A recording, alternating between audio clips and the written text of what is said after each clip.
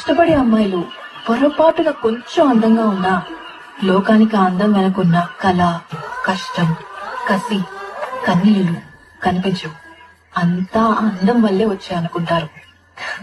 అసలు అందం అంటే ఏంటి? అది రూపము, రంగు, అలంకారము కాదు. ఏ ఒక్కరి జడ్జ్మెంటో, అభిప్రాయమో కాదు.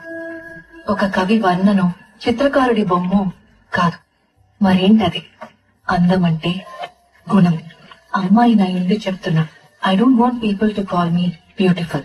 దాని బదులు నీది కష్టపడే తత్వం, నీలో కరుణ ఉంది, నీకు ధైర్యం ఎక్కువ, నువ్వు తెలివైన దానివంటే నాకు సంతోషం.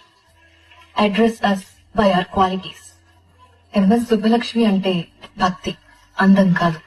మదర్ తెరెసా అంటే కరుణ, అందం కాదు. ఐన్ రాండ్ అంటే తత్వం, అందం కాదు. సరస్వతి అంటే విద్య, దుర్గా అంటే ధైర్యం, గౌరీ అంటే తపస్సు, లక్ష్మి అంటే శుభం. ఇలా ఏ దేవతనైనా ఆమె క్వాలిటీస్ కోసమే పూజిస్తారు, ఆమె అందం కోసం కాదు.